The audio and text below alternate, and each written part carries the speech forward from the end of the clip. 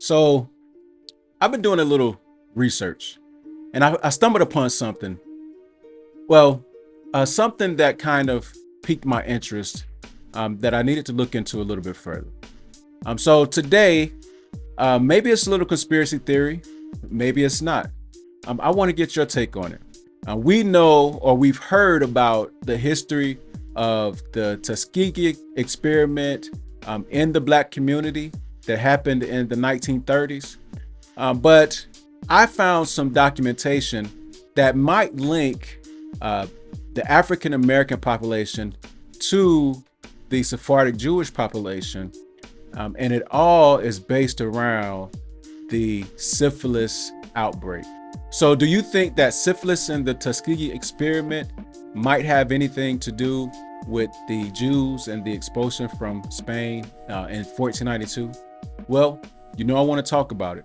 So let's go. What are the lessons of the Tuskegee study? What is the legacy? For one, it has changed the way in which research is conducted.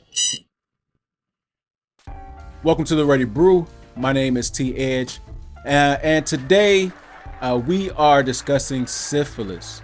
Now, before we get started, I do want to put out this disclaimer. I do in no way condone any type of anti-Semitism. I don't condone any type of superiority, whether it be white superiority or black superiority. I don't disparage anyone based on their religious practices. I just like to deal with the topics, with the research, and I do encourage, if you think that I've gotten anything wrong, please feel free to debunk the information, but please do not bring any type of ad hominem attacks against the presenter. With that being said, let us get into things. Real quick, again, I want to thank all of my most recent subscribers. I really do thank you for subscribing to the channel. For those of you who have been perusing the videos, who have not made the decision to subscribe, I encourage you to go back through some of the old videos, see if there's anything you like, see if this content adds value, something that you might want to share with your folks. And if so, share the information. Please subscribe to the channel so that we can get this information out to the masses. With that being said, let us look into this idea of syphilis and the Tuskegee Experiment. In 1932, in Macon County, Alabama, there was this experiment started. To start the experiment, there were flyers put out encouraging African American males to come and get tested for any type of diseases. Some people thought it was just the common diseases that they could possibly find a cure from or for, and some didn't know what to think. But there were quite a few that went out based on the flyers that were sent. Publications say that there was some 600 participants within this study. And what happens, there was some testing done to see if these men were infected with the disease commonly known today as syphilis. Now, I won't go through symptoms and that sort of thing for syphilis. It's very interesting that the idea of syphilis being within the African American population prior to us being known as African Americans was not a new concept. It was nothing novel. There was actually something that happened long before our ancestors got to America. In 1492, Queen Isabella and King Ferdinand of Spain exiled the Jews from Spain. We know also that the Jews were subsequently expelled from Portugal just a few years later, I think around 1495. Well, when these Jews were expelled, a large number of them ended up on the coast of Northern Africa.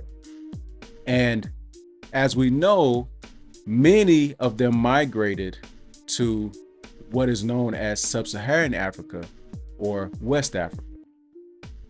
Now, when they migrated, they were bringing or holding a package that no one wants to get a hold of. And we have accounts of this in works, specifically by one known as Leo Africanus.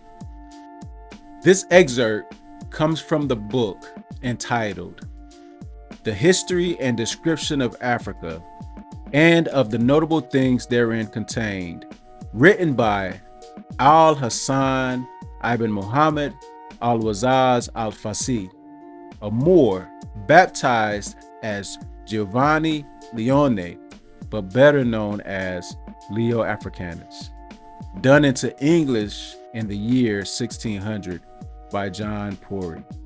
So this work was actually written prior to the year 1600. It was just published into English in the year 1600. Now, in this publication, we get two pieces or two very important things that should be noted, in my opinion. Just to read this excerpt, beginning on page 181.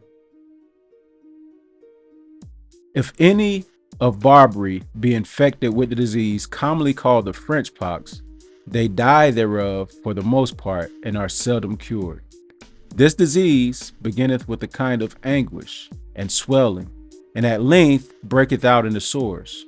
Over the mountains of Atlas and throughout all Numidia and Libya, they scarcely know this disease, insomuch that oftentimes the parties infected travel forthwith into Numidia, or the land of the Negroes, in which places the air is so temperate that only by remaining there they recover their perfect health and return home sound into their own country, which I saw many do with mine own eyes, who without the hope of any physician or medicine except the foresaid wholesome air were restored to their former health.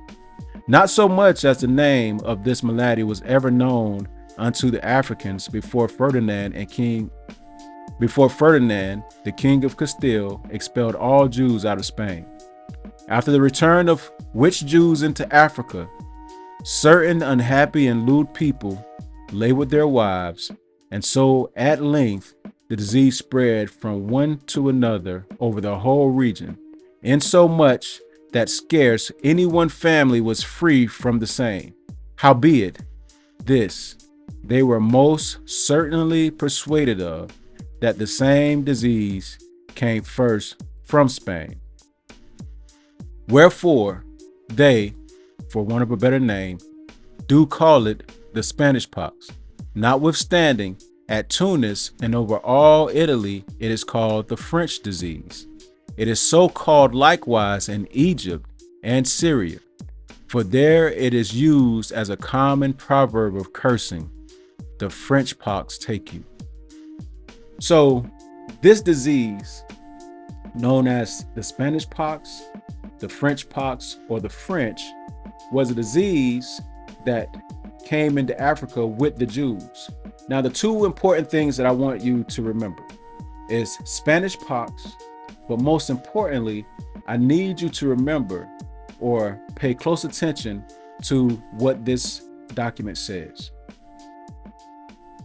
Here at the bottom of page 181, it says, after the return of which Jews into Africa.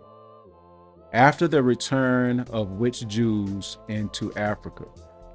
So this tells us that the Jews were not only expelled from Spain and Portugal into Africa, but that this was their home or the place where they originated.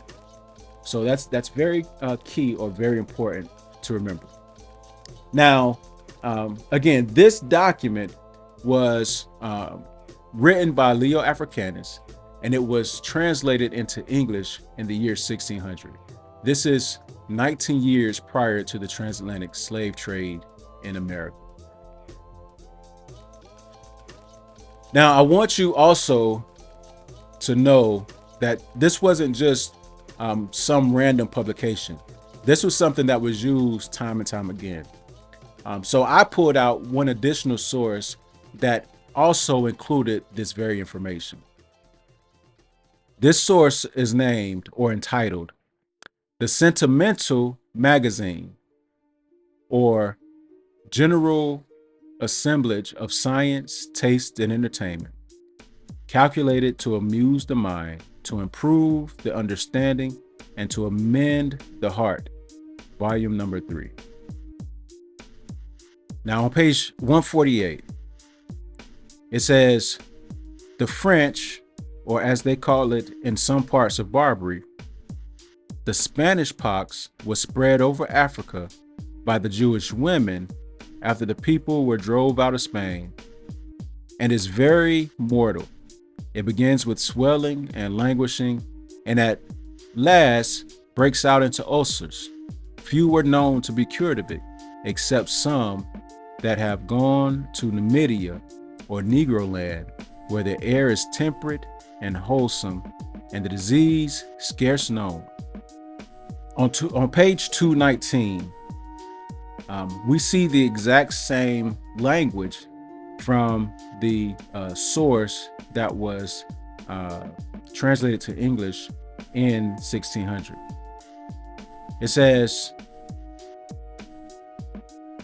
this was the sense of the Europeans at this time, and we may find by J. Leo, who wrote the history of Africa soon after the eruption of this disease, the same notice prevailed there also.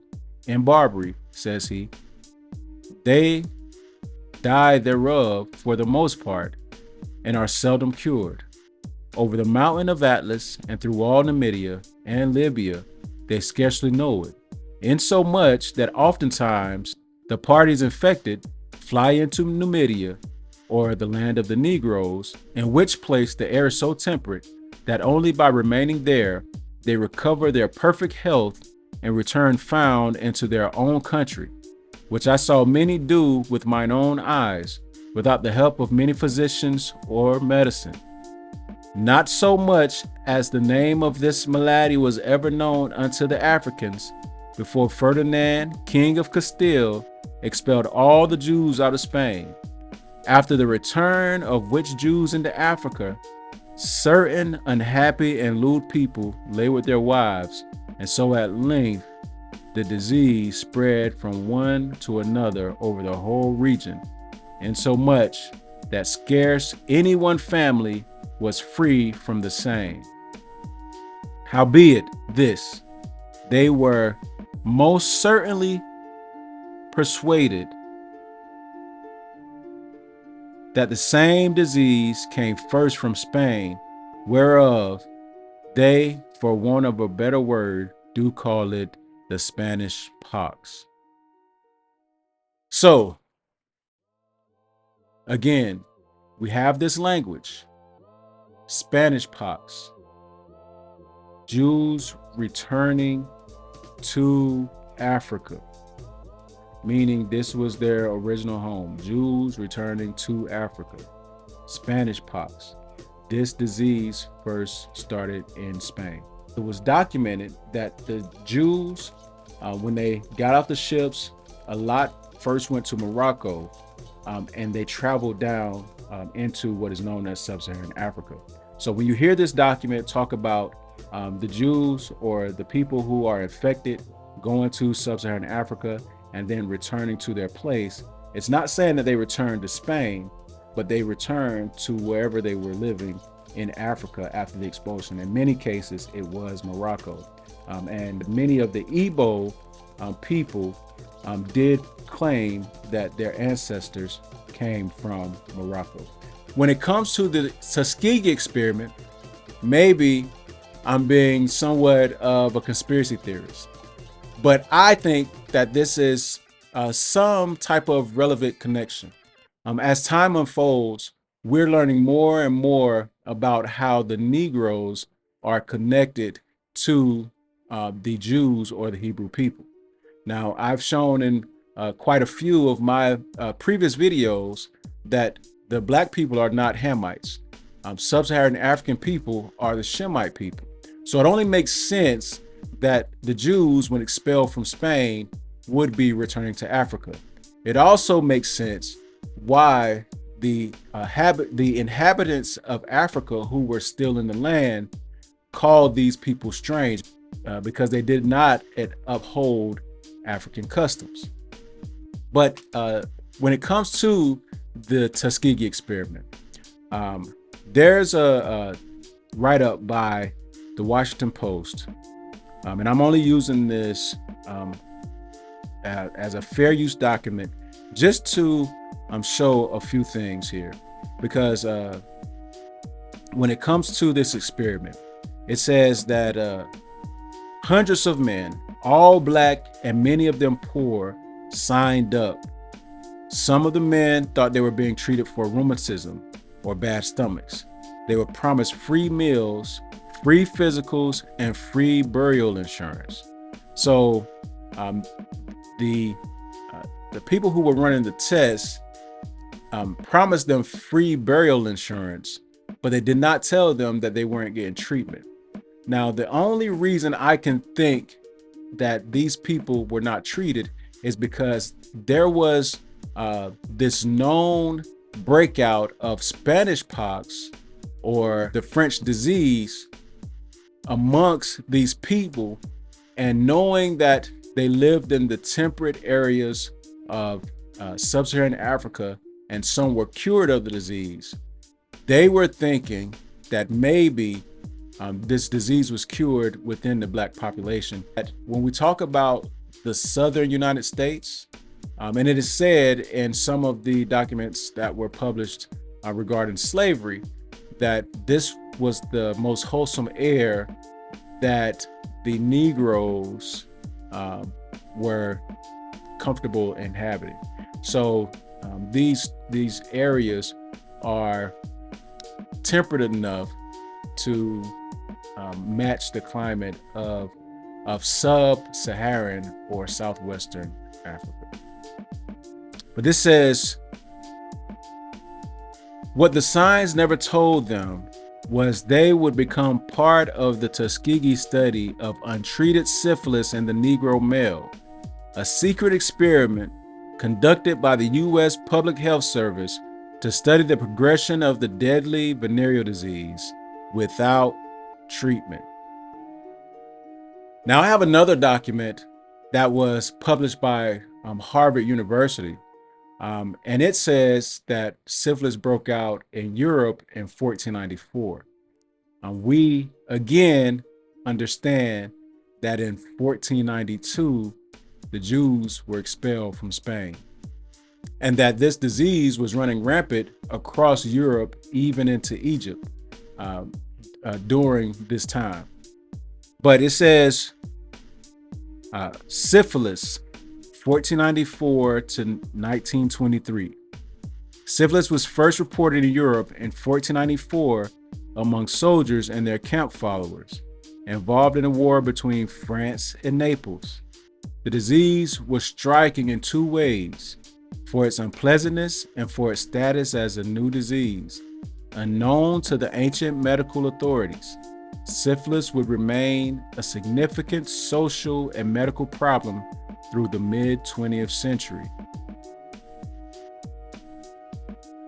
It says the French disease. Until the 19th century, syphilis was known by many different names, but the most common was the French disease.